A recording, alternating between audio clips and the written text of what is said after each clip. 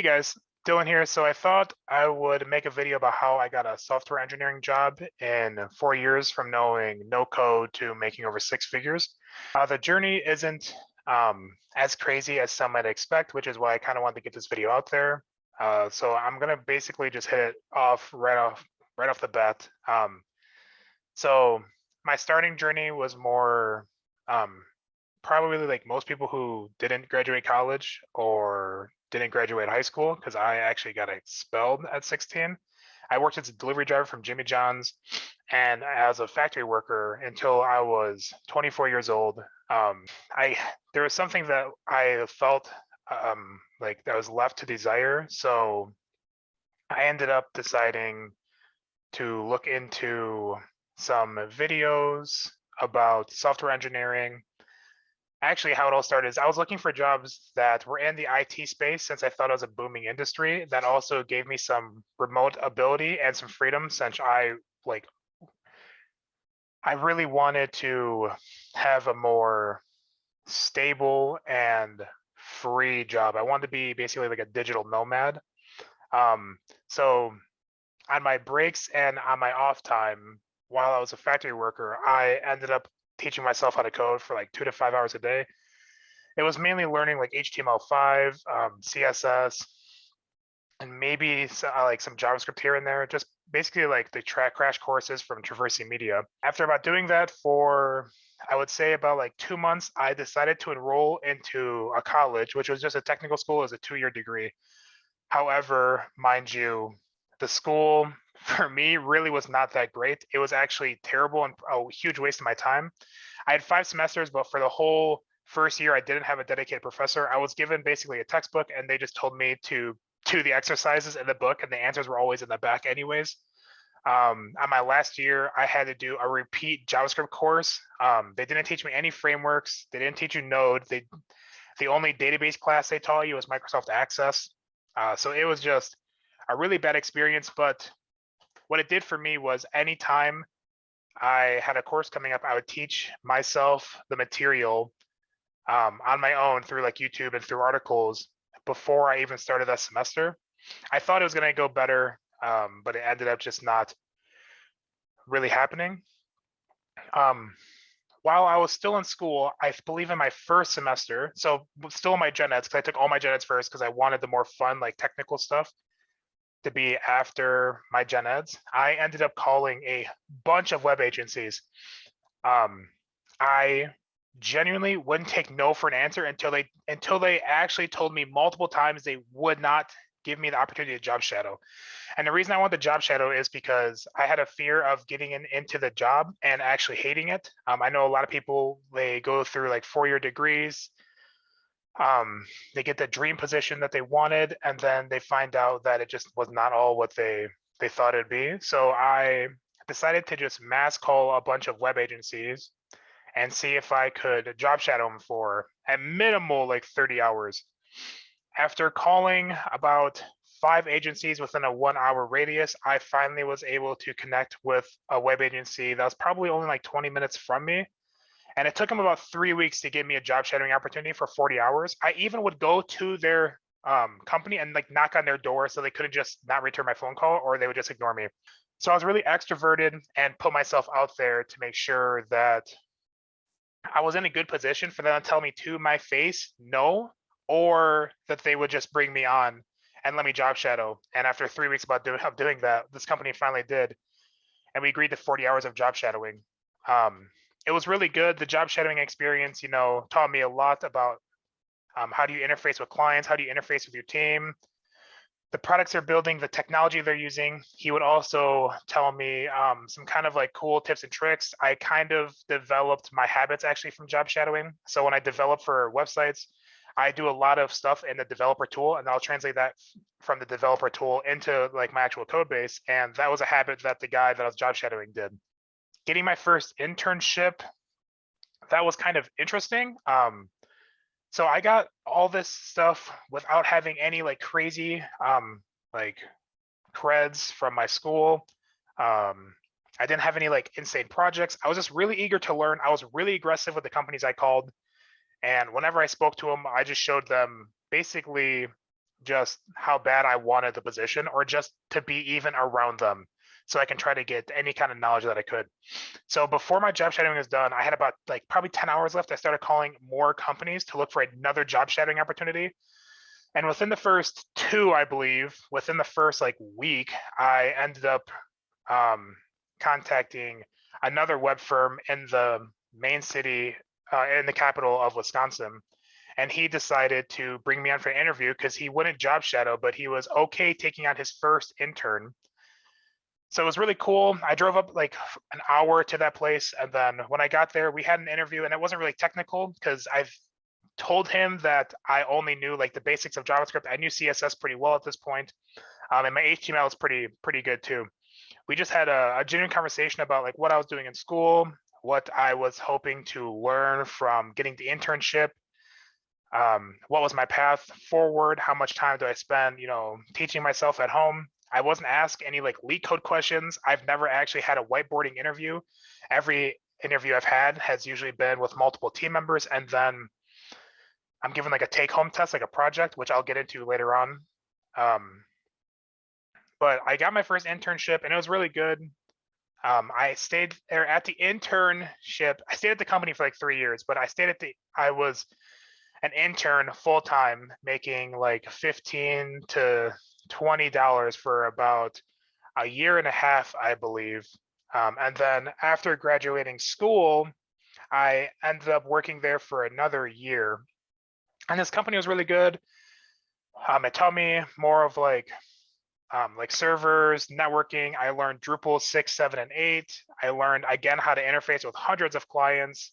I learned a lot of like jQuery tricks and like hacks, I would say. So overall, it was a pretty good experience. I also learned PHP and some MariaDB and MySQL, but I still wouldn't have called myself like anything crazy. I still at home wasn't doing LeetCode. I was just making like little personal projects on my free time to learn React, since the company didn't learn React. We didn't even use ES6, which was kind of crazy to me.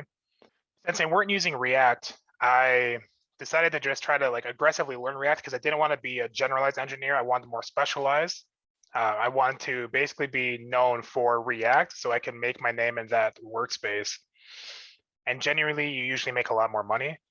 So when I finished college, I went from like $20 an hour to like 25. He hired me for $52,000 a year, which he thought was a lot, but I kind of thought it was underpaid for a web developer in my area.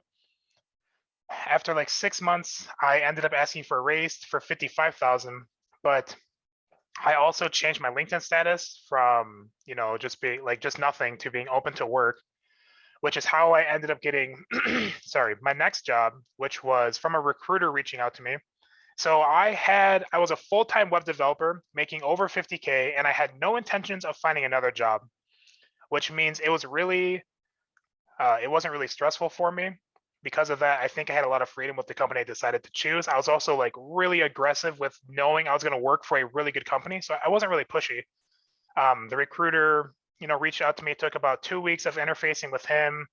I had an interview with the main hiring manager, and then he decided to give me a test. And so I think this is where the real important stuff comes into play, because the test wasn't anything crazy. It was just a recipe app. But when I built the recipe app, I learned what tech they use, and then I used that technology that I didn't know in the application. So I didn't know how to write Scratch Webpack at all. If I ever made a React app, I'd use Create React App. And so I think that's what gave me the advantage is that I learned technology that I didn't know, and then I implemented it in their app. I also went above and beyond. So I added full REST capabilities. You were able to, edit. You're able to edit, save, delete recipes, change them up. I took all the information that they gave in their API and just displayed it on the card. And since I also would design stuff here and there in the background, because I used to be more of like an artist in a way, like drawing, I made the app look really good. So after I sent that in, they interviewed me the next day. And 3 hours after that interview of talking over the application for like 30 minutes, I was given a job offer for, I think it was 65,000, but then I ended up countering offering for 70, and they gave me the position. I started working right away. So I stayed at that company for 11 months. And once again, I loved that company. It was amazing. And I didn't really expect to leave. I kind of just I changed my LinkedIn status again to open to work because I moved from Wisconsin to Colorado, and Colorado's base salary for engineers is a lot higher and the cost of living is a lot higher. So I couldn't really do too much at that company to hit the salary I wanted. I did ask for a raise 6 months in, and I went from 70 to 77K. So I tend to ask for raises basically right when I think I'm actually like a valuing contributing member to their team. So I was at this point, I already launched multiple products for them through our client that we worked with. And so, they gave me, I asked for 85, which is probably a lot to ask for. 15K in 6 months, it's kind of reaching. But they gave me 7,000 and then just basically talked me through a process of how I can get to the 85 by elevating my position to more of like a senior role or to more of like a team lead. I basically just kept my LinkedIn status open, and another recruiter reached out to me and noticed that I was doing more React work because at this company I was utilizing basically just ES6 and Bootstrap and React. Like those were the three technologies I was primarily using. I did use like Alpine.js and Thymeleaf for another product, but I won't really get into that. So this recruiter reached out to me for an AI company based in Norway and said that they were looking for a React engineer, which was really good for me because I took the last job for React because the company before that, the first one I got, didn't use React at all, didn't use ES6. So I took the other job, the one starting at 70,000, because they use React, but I was actually taken off the React project within like 4 to like 6 months. So once again, I wanted to kind of put myself out there, but I was in no rush because the company was really good. So I talked to the recruiter. It was more like a 2-month process, but I gave my resume and they seemed to like where I was kind of headed. So then I got an interview with the VP of technology, and we had a really good organic conversation. I don't try to be anything I'm not. I don't try to lie to them. If they ask me something and I don't know, I genuinely tell them that I don't know, but I'm willing to just learn, or I'll just go Google it. And I'll get into it in a little bit. But after the interview with the VP, I was given a test. This was another recipe test, except this time they didn't really want me to do as much. But the VP basically said you can use whatever tech you wanted.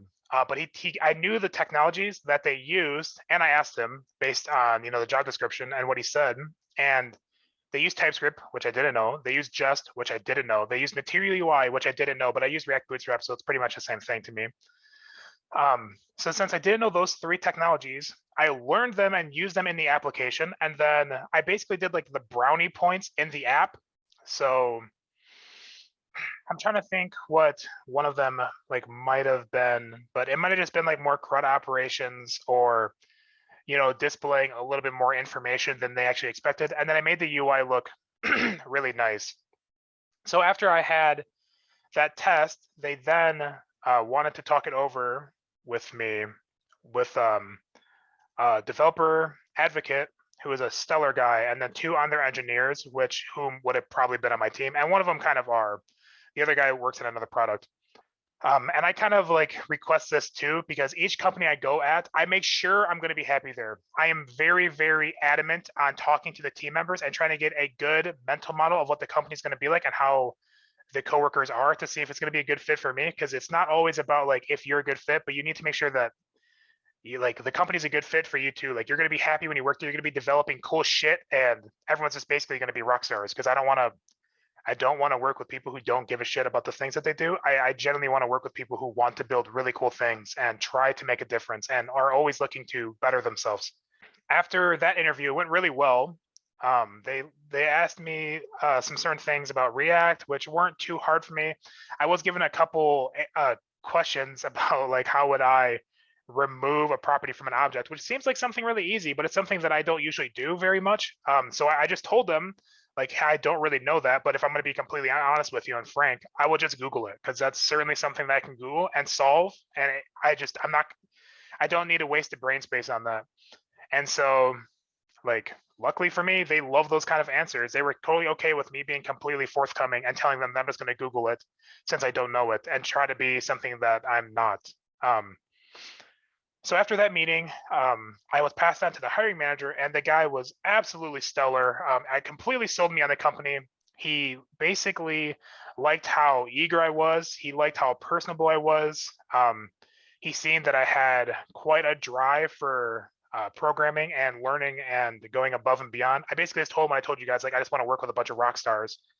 I don't like being the smartest person in the room. I probably never will be, because I won't ever put myself in that predicament. And I'm also not really smart. I wouldn't call myself a 10x engineer, but I just want to keep growing and just keep building cool things. I ended up getting a job offer swiftly after this interview, and this one was over $100,000, which was huge. So to kind of sum it all up, I went from knowing no code, working a factory job and doing like forklift positionings, to getting an internship before my college was even done. And I wouldn't really say college even helped me. It maybe helped me in the sense of like, hey, he's like, hey, I saw you're in college, so maybe you'll learn something. But like the school itself didn't actually teach me anything. I taught myself everything that I needed to make myself successful at a job. And then I just built like, like pet projects and all that. So knowing no code to getting an internship within a year of learning, I think it really was for me for like 4 months, and I was just really adamant on like calling places. I didn't do any leak coding. I didn't do any like crazy algorithms. I didn't learn data structures. I just built like goofy projects and just kind of try to be eager and talk them through things. After I got the internship and then I got a job, that was basically like a 3-year span. It took me 3 years to go from making like $15 an hour at the start of my internship to making over 6 figures now. And what's crazy is in the last year, I went from 52,000 to over 6 figures. So it's very possible to make a huge jump. Now, if you love your company, I don't recommend you leave, but the quickest way to get more money, I have realized, is hopping through jobs.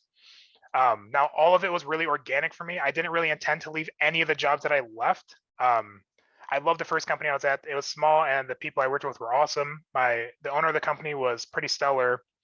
My last job was really cool. They were all about empowerment and betterment and wanted to elevate you within. And this job right now is just even better. And I think it's because I'm really adamant on finding a good company to work with. But that was my basically rundown of how I went from knowing no code in 4 years to making over 6 figures. And if you guys are interested, I'll look to see if I can give you guys like the projects that I was given, and what I did to basically get the job at these companies. So let me know in the comments if you guys are interested in that. But I do appreciate it, and take care, guys. Later.